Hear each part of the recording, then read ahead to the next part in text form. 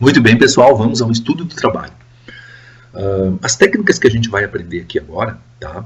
Elas estão mais detalhadas depois nos exercícios que eu deixei em planilha de Excel para vocês, tá? Aqui então a gente vai dar uma visão geral e é importante, tá, entender o contexto, principalmente dentro dos estudos que nós estamos fazendo agora, né? Operações enxutas e teoria das restrições. Falando mais especificamente do teoria das restrições, o que a gente vê, né? Lá a gente aprendeu que o ponto de partida para tudo é o gargalo. Pois é, então nós vamos aprender agora, né, como tratar esse gargalo. O que fazer para que ele deixe de ser gargalo, ou pelo menos dê uma amenizada no poder que ele interfere na empresa. Tá? Nas operações enxutas também, lá a gente tenta reduzir estoques, tá? E vocês vão ver já, combinando com a teoria das restrições, né, onde tem estoque, provavelmente também tem gargalo. Então as coisas mais ou menos se alinham, tá, pessoal? É por ali que a gente vai trabalhar. Então, o que é o conceito de estudo do trabalho, pessoal?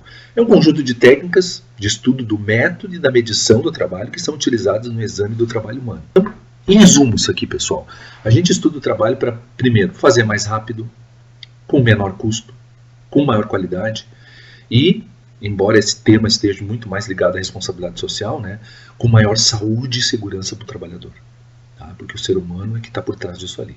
Nós não vamos aprofundar, entrarem umas questões de ergonomia e tudo, nós não vamos aprofundar tanto isso aqui nesse nosso trabalho, serão alvo de outros estudos e outros conteúdos que vocês verão. Mas é, de fato, relacionado, então, à melhoria das condições de trabalho num todo. Divide-se em dois momentos, o estudo do método de trabalho e a medição do trabalho. Vamos primeiro para o estudo do método, pessoal. Aqui existem técnicas e técnicas para se fazer isso, a gente vai trabalhar, né, com ênfase em algumas mais usadas, mas não descarta-se outras tantas que podem, né, existir e outras que virão a existir. E terminou.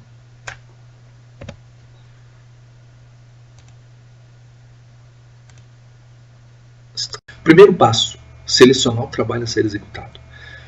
Já falamos no início, né, pessoal? Se eu estou trabalhando em teoria das restrições, o trabalho a ser estudado é aquele relacionado, então, ao gargalo, tá? Ou tudo aquilo que está relacionado ao gargalo. É o primeiro que eu pego, tá?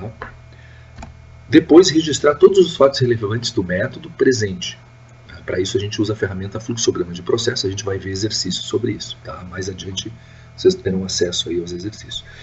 Pessoal, fatos relevantes é ir lá e registrar, que pode ser por escrito, né, mediante uma observação, eu vou anotando passo a passo como é que o cara faz, ou hoje em dia tudo é muito fácil, né, vou lá, gravo, faço um vídeo, tiro fotografias, enfim, qualquer forma de registro. Depois eu tenho que examinar esses fatos criticamente e na sequência, avaliar se eles são necessários, se eles têm a importância, se eles agregam mais custo do que valor, se a sequência é a melhor, não teria um outro caminho para se fazer. Então a gente faz um exame desses passos, depois a gente vai ver alguns detalhes de como aprofundar isso aí. E aí sim, analisando esses fatos críticos e tentando eliminar o que não está me ajudando, né, eu vou desenvolver um método mais prático, mais econômico e mais efetivo, que dá mais resultado para a empresa. E aí, pessoal, tem todo um esforço para implantar esse novo método, né? Vira um projeto que às vezes leva algum tempo, se exigir modificações, treinamento do pessoal, alguma automatização. Então leva um tempo, é bom trabalhar na forma de um projetinho. Tá? E o principal também, pessoal, depois do método implantado, manter esse método com checagem periódica, ou seja, auditar, ver se os caras continuam fazendo, porque é muito comum, às vezes, a gente mudar um método de trabalho, ninguém vai lá ver e o pessoal volta ao método anterior, porque ninguém está cuidando. Não é assim que funciona. Tá? Pode ver agora no caso do coronavírus aí, né? O pessoal está definindo uma série de novos métodos aí para o pessoal transitar nas ruas, entrar nas lojas, distanciamento e tudo, para as coisas funcionarem e a gente aprender a conviver com esse vírus. Infelizmente, né, o poder público não tem tanto poder assim de fiscalização, acaba que alguns cumprem, outros não. Né? Se a gente conseguir checar mais periodicamente isso aí, ou seja, fiscalizar melhor, com certeza haveria uma maior obediência. Tá, pessoal? Então, esses são os passos. A gente vai centralizar em alguns aqui, ó, como examinar, tá? Como é que a gente faz um exame de uma tarefa, né? A gente faz questionamentos básicos, perguntinhas básicas que são essenciais. A primeira delas é qual o propósito de cada elemento? O elemento é o passo a passo ali dentro da atividade, dentro da tarefa. Tá? Então, se eu estou avaliando qualquer tarefa, eu tenho que perguntar, né? Isso aqui faz sentido? Né? O exemplo que a gente tem, pessoal, é o seguinte. Vamos dizer que um determinado trabalhador tem que levantar uma caixa, um peso, né, colocar numa prateleira, e toda vez que ele termina essa tarefa, ele tem que registrar esse ato apertando um botão num painel ou numa parede ali. Tá? Vamos pensar nessa situação. Será que não dá para juntar essas duas coisas? Né? Qual é o propósito de apertar o botão? Faz sentido? Não faz? Teria um outro jeito? Então a gente começa a questionar para ver se é possível, de repente, mudar essa história. Qual o local em que cada elemento é feito? Também ali a gente tem que perguntar, esse local é o mais apropriado? Teria outros locais que a gente poderia fazer? De repente até terceirizar esse trabalho, de repente vai ser feito por alguém que tem menos custo do que eu. Tudo isso aí pode ser questionado. Depois, qual a sequência em que cada elemento é feito? Já falamos antes, a sequência, né, passo 1, passo 2, primeiro eu levanto a caixa, depois eu aperto o botão, ou será que primeiro eu aperto o botão, depois levanto a caixa? Ou, talvez, apenas uma dessas tarefas. No ato de levantar a caixa vai ter lá uma câmera que vai filmar e eu não preciso mais apertar o botão.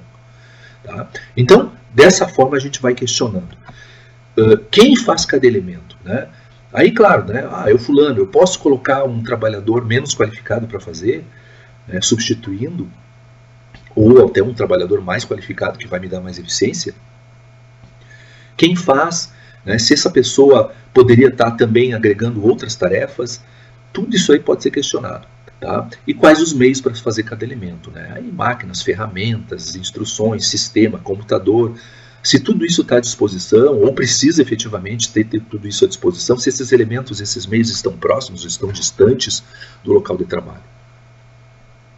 Pessoal, isso aqui são só alguns dos questionamentos, tá? Por isso que a gente chama ele de básicos. Vocês podem fazer tantos outros.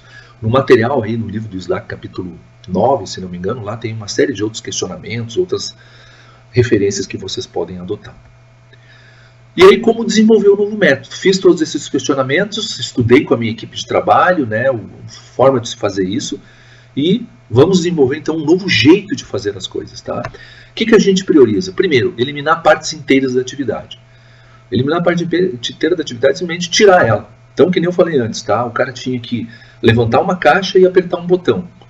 Será que... Tá, levantar a caixa vamos dizer que precisa, porque a caixa tem que ser deslocada de um local para outro, né? Colocado numa prateleira, por exemplo.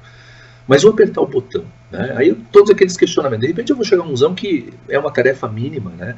Para onde vai a informação do apertar botão? Quem é que recebe isso? O que é feito? Às vezes as pessoas não fazem nada com aquela informação. Não, mas ela serve para registrar que aquele volume já está armazenado e a gente precisa dessa informação para no final do dia ver o volume de produção, o volume que foi armazenado. Legal, aí tem uma utilidade. E as pessoas estão analisando isso toda hora, legal. Mas, como eu falei antes, hoje em dia tem sensor de presença ou sensor de movimento ou algum outro tipo de tecnologia que de repente elimina o botão dali. Então o cara não vai mais perder tempo apertando o botão. Combinar elementos, né? Isso que eu acabei de falar seria, não é, no sentido de juntar duas tarefas numa só. Tá? Por exemplo, combinar elementos. O botão está numa parede, então o cara vai lá, coloca o peso na prateleira e depois se desloca 1, 2 passos até uma parede e aperta o botão, um painel. Tá? De repente eu vou ver o meu layout, vocês já estudaram arranjo físico, então vocês sabem que tem formas de a gente, né, agrupar tarefas de uma forma mais racional. De repente, esse botão, vamos dizer que eu chego num usão que não tem tecnologia, o botão tem que existir. Então, tá, desde ele estar no dedo, de repente ele vai estar no pé da pessoa. Tá? Ele vai ter um local no chão ali, onde o cara, ao posicionar a caixa logo embaixo da prateleira, ele só coloca o pé, aperta o botão com o pé mesmo e já faz a tarefa numa mesma jogada. Tá? Isso se chama combinar elementos. Mudar a sequência de eventos de modo a melhorar a eficiência do trabalho. Aquilo que eu falei, né? É melhor primeiro levantar o peso, depois apertar o botão, ou primeiro apertar o botão e depois levantar o peso. Tá? Tem até uma historinha no livro do Slack ali que fala o seguinte, ó, qual é a melhor forma da pessoa botar o colete, sabe, um colete para o paletó e gravata, né, de um executivo, por exemplo.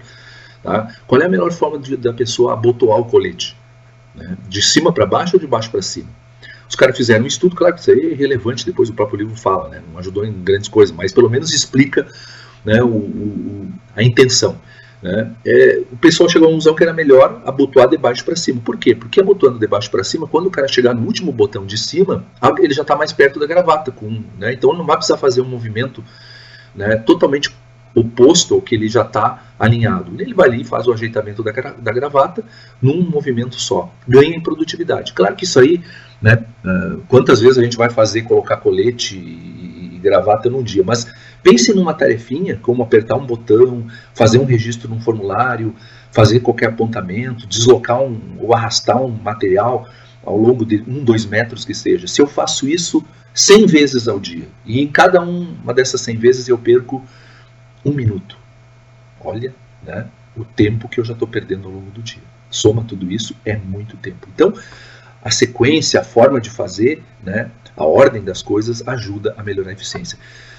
Também dá, pessoal, para simplificar a atividade, para reduzir o conteúdo do trabalho, ou reduzir o tempo. Quer dizer, que nem eu falei para vocês, puxa, mas tudo isso que a gente está falando, né, a gente já pegou aí formulários na vida da gente, né, preencher lá com 35 campos um formulário, nome, endereço, CPF, CNPJ, não sei o que, CEP, endereço, e de repente isso ali é só para o cara consultar o nome da gente e o telefone ou o e-mail.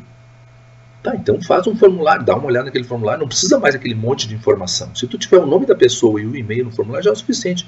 E talvez nem precise registrar isso num formulário escrito, vai lá e, né, cria um sisteminha, uma caixinha de diálogo ali no sistema mesmo, que o cara já vai lá e já faz o cadastro dele. Quer dizer, estou simplificando a atividade.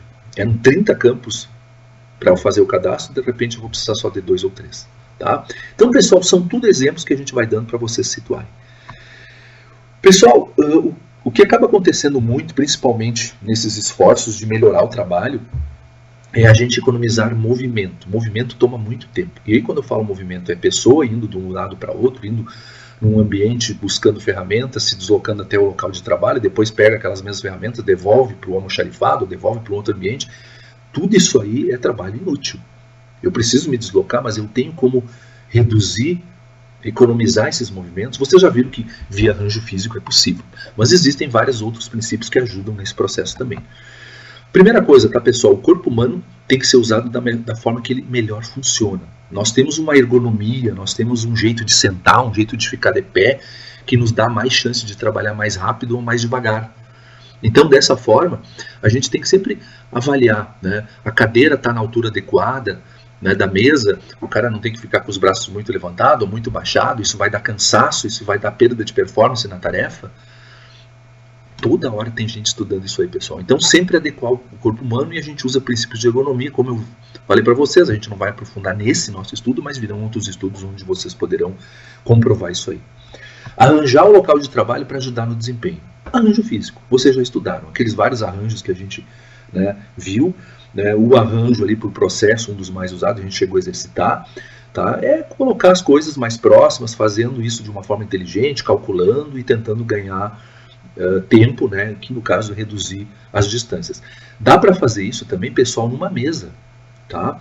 O movimento dos braços entre pegar um mouse, pegar um lápis, uma caneta, uma borracha, um grampeador, um óculos, um livro, tudo isso aí faz com que a gente perca tempo, muitas vezes, dependendo do trabalho e a quantidade de vezes que a gente vai repetir esses gestos durante uma jornada. Então, mesmo na mesa de trabalho, a gente pode fazer também um arranjo inteligente. As coisas que a gente mais usa ficarão mais próximas, as coisas que a gente menos usa ficarão mais longe.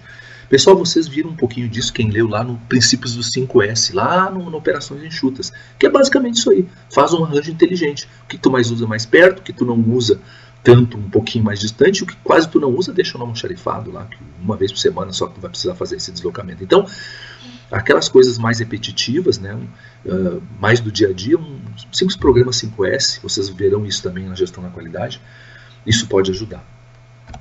Usar tecnologia, tá? Muito se fala hoje em tecnologia. O único detalhe, pessoal, a tecnologia resolve tudo, né? Se tu quiser simplificar tarefas, agilizar, dar mais conforto ao ser humano, sem dúvida que a tecnologia sempre vai ter um engenheiro, um especialista que vai achar uma solução para o teu problema.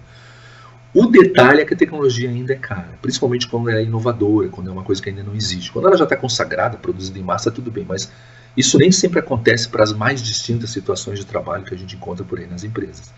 Então tem que alguém ir lá fazer um projeto, estudar, né? A máquina às vezes é toda desengonçada lá, ocupa grande espaço, tu tem que fazer um ajuste numa ponta, depois tem que vir passar ao redor da máquina, fazer ajuste na outra ponta, subir uma escada. Já vi disso acontecendo, principalmente na indústria do tabaco. Tá? E aí, né, a tecnologia ajuda quando tu tem isso aí tudo sincronizado num painel lá de controle geral, como se fosse um painel de avião ou de carro, e tu tem ali então todos os controles e tu não precisa se deslocar tanto, toma todas as decisões dali, ou às vezes até da tela do teu computador no teu escritório. Só que isso tem um investimento a ser feito, aí entra de novo, né, a análise de investimentos, a parte financeira, para dizer se vale ou não vale a pena. Então, normalmente, o que o pessoal faz? Né? Tenta rever bem essas questões mais de adaptação ao ser humano, vê também as questões relacionadas ao arranjo físico do local. Normalmente essas são as mais baratas, as mudanças que economizam o movimento, que eu não tenho que investir muito, gasto um tempinho, tenho que fazer um pequeno projeto, mas não é nada muito elevado. E aí, em último caso, eu vou olhar a tecnologia, e aí sim, dependendo do valor do investimento, eu tenho que pesar essa situação. Tá, pessoal? Bom, terminou aí? Não. Tá? A gente tem que fazer tudo isso medindo o trabalho. Já que eu estou falando de tempo, só tem um jeito, né, pessoal? Eu tenho que saber o tempo dessas tarefas. Quanto eu vou ganhar? Quanto eu vou economizar de tempo? Se eu fizer tudo isso empiricamente, sem fazer as medições, eu não sei efetivamente quanto eu estou economizando, quantos por cento do tempo de uma pessoa eu estou economizando. Então eu tenho que fazer essas medições, isso a gente vai estudar. Detalhe, tá? Pressuposto da medição do trabalho, depois vocês vão ver. Sempre um trabalhador qualificado, né? Uma pessoa que já está apta a fazer o trabalho, a gente faz todos os estudos em cima desta pessoa, quer dizer, um trabalhador qualificado, se chama isso, para um trabalho especificado, ou seja, que tem início, meio e fim, não é uma coisa totalmente imprecisa, incerta, né, um trabalho que já existe, rotineiro, existem especificações técnicas para o trabalho, então é algo que não vou pegar também qualquer tipo de trabalho, um trabalho repetitivo, que eu vejo que tem, né, que a gente falou, possibilidades de ganho. E objetivando um nível definido de desempenho, tá? Compatível, claro, que daí com as condições de saúde e segurança do ser humano. Tá? Então, para todo o trabalho, né, objetivando lá um tempo padrão, uma meta de desempenho, alguma coisa que seja adequada à realidade, adequada à situação que se apresenta. Nós vamos fazer exercício sobre isso, tem um exercício depois que se chama medição do trabalho, tá? E esse exercício também está lá no material para vocês olharem o videozinho e vocês, né, vai ficar mais fácil explicar tudo isso lá, tá, pessoal? Bom, então esse é o nosso aprendizado inicial, tá? Fiquem com isso, vamos adiante, verifiquem os melhores, assistam os outros vídeos, né? E aí a gente vai aprendendo e qualificando esse nosso conhecimento sobre como melhorar os métodos de trabalho.